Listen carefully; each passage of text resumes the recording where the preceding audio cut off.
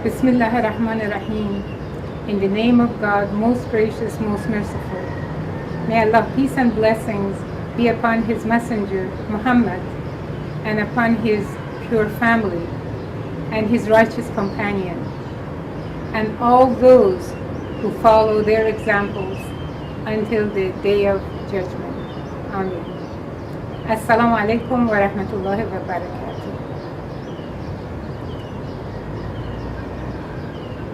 We talked in the last episode more about the creation, how it happened, and how Adam and Eve erred, disobeyed God's commandment, and how they basically had to leave paradise.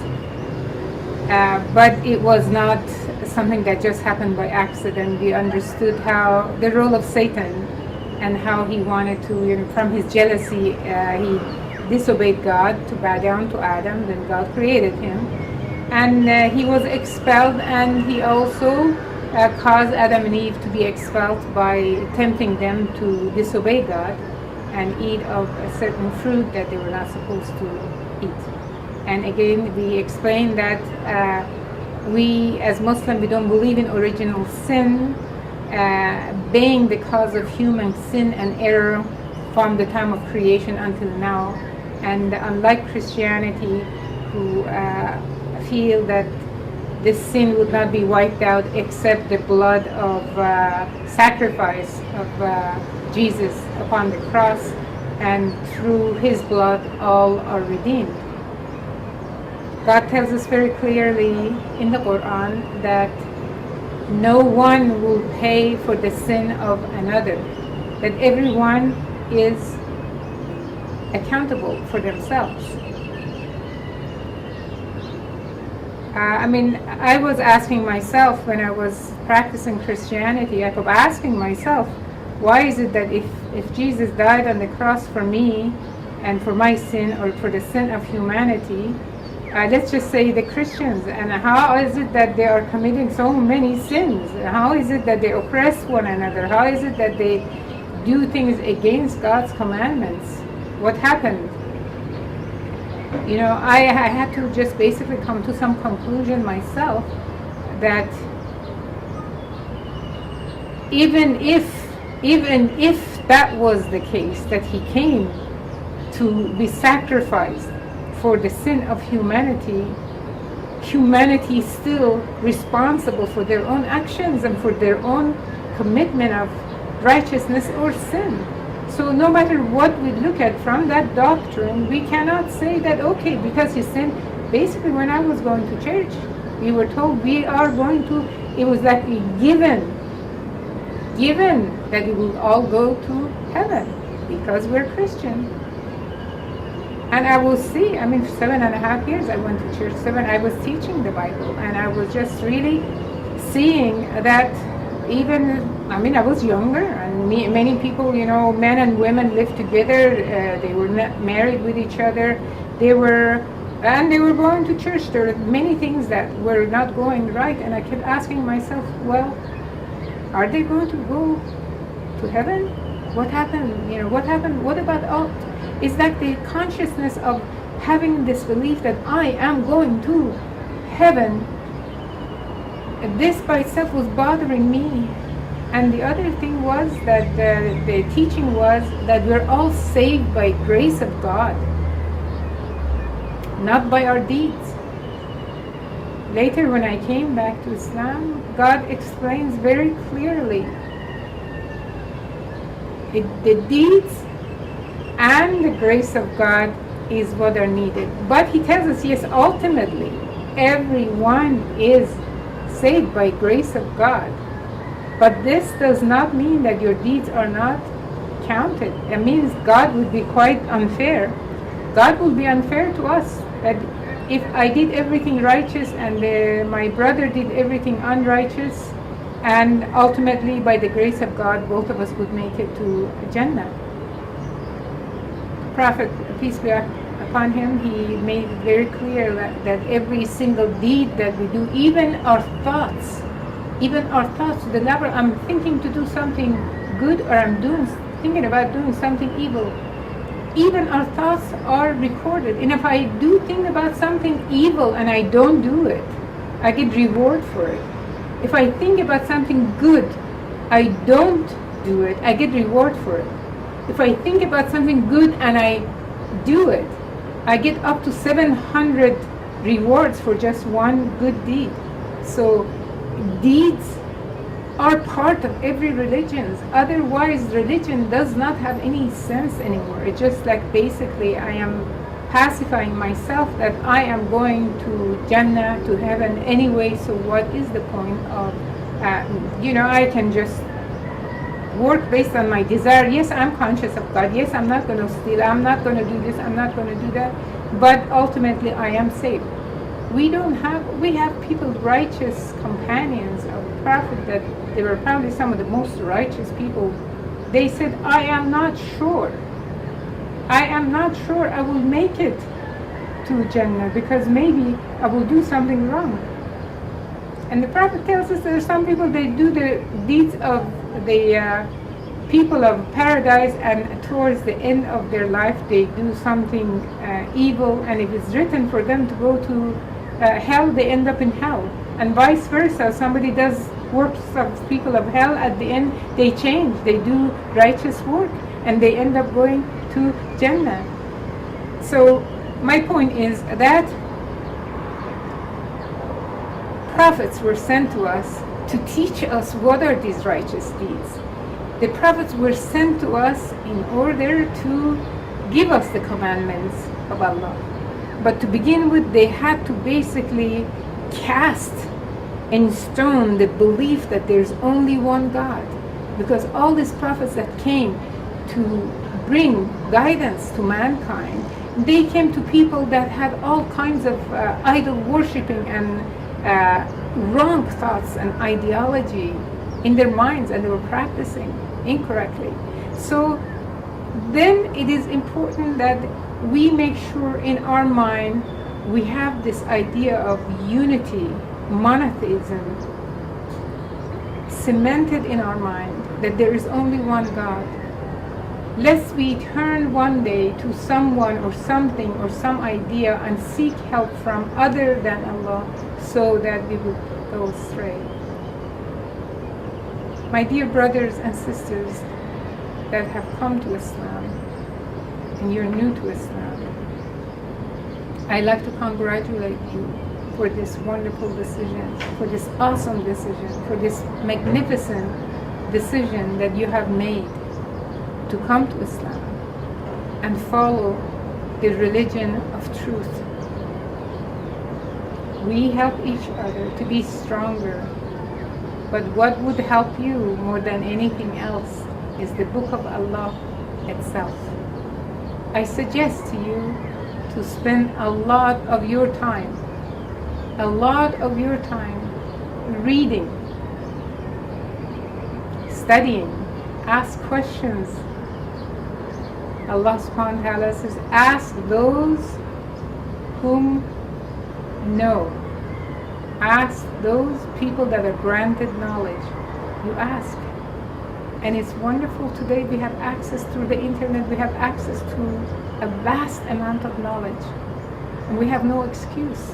25 years ago when I came back to Islam, I only had one Quran. This is all I had. My wealth was about Islam was one Quran with translation and some explanation. And I spent a few years just reading that back and forth. And maybe I should be thankful because I didn't get corrupted by joining other groups that maybe had wrong ideology or reading books that were not correct. I basically stayed with the Quran. And of course, Allah blessed me later for, by joining other communities in the United States, bigger communities, and making friends. And up to now, 20 some years later, I still have some of the same friends. So my recommendation to you is seek knowledge to begin with. And second of all, as you strengthen yourself in the religion, some transformation happens in the mind and the body.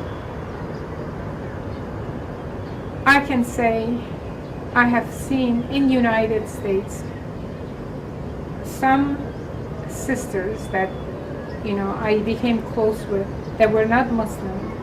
And at the beginning, they were weak, they were concerned, and there were some marriage problem as a result of the conversion. There were problem with the kids, the problem with the parents, and naturally there were confusion, there were sadness, there were concerns. And I observed that as these people got stronger, some sisters, and specifically I can think about at least a handful of sisters that became Muslim, and they did have challenges that they were going through. As a result of it, as a result of teaching and being in their perseverance to stay with Islam, to stay with the community, the most important thing is to stay with the community of the Muslims. Prophet Muhammad, peace be upon him, he said, the one who separates himself from the flock is the target for the wolves to snatch him or snatch her. So he told us, do not stay alone, stay with the community of the Muslims. So we must stay with the community of Muslims. We have to be with them, go sit with them, go to their house, invite them, go to their worship, they go to the mosque together, go to the dars, if they stay by ourselves and we are new to Islam, it is almost guaranteed that we get sidetracked and we end up going to something that is more comfortable. This is not why we entered Islam. This is not the reason why we embraced Islam. We embraced Islam because we realized this is the only religion that has given us complete truth, word of Allah, uncorrupted. So if we know this is what was the case for me. In order for me to be stronger, I had to research the compilation of the Bible and the compilation of the Quran. I was serious before this was for me, this is what I did. If you can take my word for it, then you don't have to go through all those years that I researched. I did it for you. I did it for you. This is when I was deciding between Christianity and Islam, and I came to Islam realizing this is the word of God, but prove it to me. So once I realized that the Quran is the word of Allah, every word from him, it was like, it is such an awesome process for a person to think this is from Allah, this is the word of Allah, this sentence that I just read is from Allah. It shakes me to the core that Allah is speaking to me. If I don't see him, he sees me. If I am too small to realize his greatness, he shows it to me in this book. He shows it to me in this book. So I keep strengthening myself and my belief through this book, and at the same time I stay connected with the community of the Muslims. I seek help, I seek guidance, I seek knowledge, and slowly, this is not an overnight transformation, it takes time. As I strengthen my own faith in Allah, my resolve gets stronger in Islam to a point where nothing can shake it. Nothing can shake it. I am a Muslim. I am proud to be a Muslim. Yes, sometimes I get disappointed by even the Muslims themselves, the way they behave, the way they treat me, the way they treat themselves or each other, or what the media just pounds into our heads about Islam and Muslims. I know if somebody does something wrong, it is not Islam that is wrong. It is the action of the people who have gone astray, who have not understood the religion properly. What do I do? What do I do? Raya. As Raya, what I do is, instead of condemning, instead of going around putting on the YouTube all the hatred messages about other sects of Islam, other parts of other Muslims in the world that I don't agree with, I think they are misguided, I do everything that I can to reach out to them in the best possible way. If I feel their ideology is wrong, what is the best way for me to teach them? It's through kindness, through proof, through righteous actions. And I know they will never change if I shoot my arrows at them. And this is also the case for those who are new Muslim, to behave the best possible way that they can be with their family, even though they see them misguided, they see them doing wrong things. Be patient with them. Be patient with them. Let your behavior, your actions, they speak louder than words. Many people, families converted to Islam as a result of seeing the change in the member of family that became Muslim. When the time is right, you can open the conversation, you can talk to them about Islam. But to begin with, please do not be reactive. Do not be reactive. Just keep strengthening yourself. Because if you become strong like a rock, what can penetrate a rock? But your heart never becomes a rock. Your heart is always soft. Soft for Allah. Soft towards human beings. Soft towards kindness. Soft, you're compassionate. But your faith becomes like a rock. That means it's not going to be shaken. Your faith is not going to be shaken because you chose the right religion. Have a wonderful day. Assalamu alaikum wa rahmatullahi wa barakatuh.